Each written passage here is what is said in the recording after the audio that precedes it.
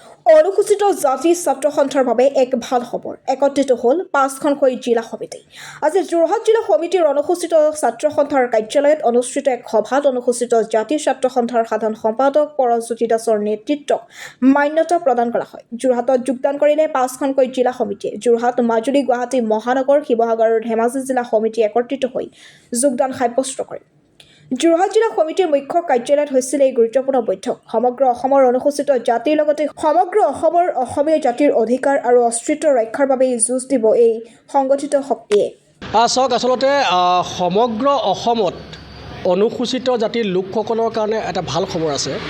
ভাল খবৰ এইটোৱেই যে অনুসূচিত জাতিৰ সংগঠিত শক্তি অত্যন্ত শক্তিশালী কৰিবৰ কাৰণে অনুসূচিত জাতিৰ মাজত বিভক্ত হৈ থকা কেইটামান জিলা সমিতি ইতিমধ্যে অনুসূচিত জাতিৰ কেন্দ্ৰীয় সমিতিলৈ পুনৰ ঘূৰি আহিছে আৰু আজি যোৰহাটত এক বৈঠকত তেওঁলোক মিলিত হৈছে আৰু মিলিত হৈ তেওঁলোকে অনুসূচিত জাতি ছাত্ৰ সন্থাৰ মই সাধাৰণ সম্পাদক পৰজ্যোতি দাসৰ নেতৃত্বত আৰু থানেশ্বৰ দাস সভাপতিৰ নেতৃত্বত তেওঁলোকে আগন্তুক দিনবিলাকত কাম কৰি যাম বুলি তেওঁলোকে আচলতে মত পোষণ কৰিছে।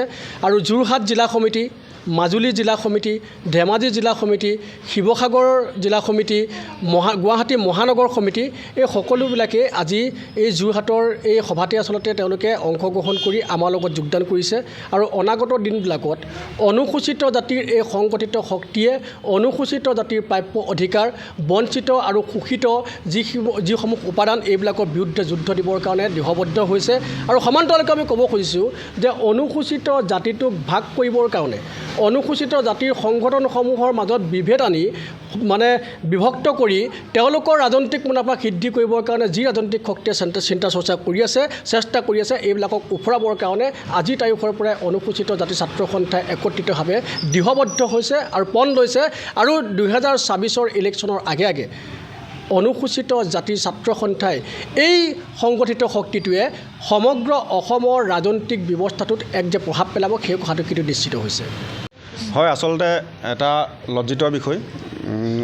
অনুসূচিত জাতিৰ মেৰুদণ্ডস্বৰূপ ছাত্ৰ সন্থা সদৌ অসম অনুসূচিত ছাত্ৰ সন্থাটো কেইবাভাগত বিভক্ত হৈ থকাটো এটা জাতিৰ বাবে ক্ষতি বুলি আমি অনুভৱ কৰোঁ।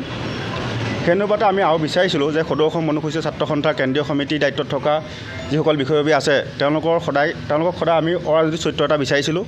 আমি সেই অৰাজনৈতিক চৰিত্ৰটো আমি অনুসূচিত ছাত্ৰ সন্থাৰ কেন্দ্ৰীয় সমিতিৰ দায়িত্বত থকা পৰজ্যোতি দাসক আমি পাইছোঁ। আমি আশাবাদী তেখেতৰ নেতৃত্বত সদৌ অসম অনুসূচিত ছাত্ৰ সন্থাই নতুনকৈ প্ৰাণ পাই উঠিব আৰু অনুসূচিত জাতি ৰাইজ হৈ উদিত সূৰ্যৰ দৰে ওলাই থাকি কাম কৰিব বুলি আমি আশা কৰিছোঁ। আৰু লগতে আমি তেখেতক আজি অনুসূচিত ছাত্ৰ সন্থাৰ মুখ্য কাৰ্যালয়ত লগ দি তেখেতক আমি এটা কথা অৱগত কৰোঁ যে 2018 চনতে আমাৰ অনুসূচিত জাতি দুখীয়া ছাত্ৰ থাকিবৰ বাবে এটা ছাত্ৰানিবাস নিৰ্মাণ হৈছিল যদিও সেইটো আজি তেখেতো পূৰ্ণাংগ হোৱা নাই। কাৰ ছত্ৰছায়াত পৰি এই ছাত্ৰাবাসটো সম্পূৰ্ণ হৈ উঠা নাই। আপোনালোকে দেখিব যে ইয়াত সম্পূৰ্ণ হৈ উঠিছে কিন্তু ইয়াত ছাত্ৰ থাকিব পাৰে তেওঁলোকক মুকলি কৰি দিয়া নাই। আমি বিচাৰিছোঁ যে কাৰ ছত্ৰছায়াত থাকি পৰি এই কাৰ্যালয়টো এই ছাত্ৰাবাসটো বন্ধ হৈ আছে। আমি তেখেতক দৃষ্টি ৰাখিবলৈ অনুৰোধ জনাইছোঁ।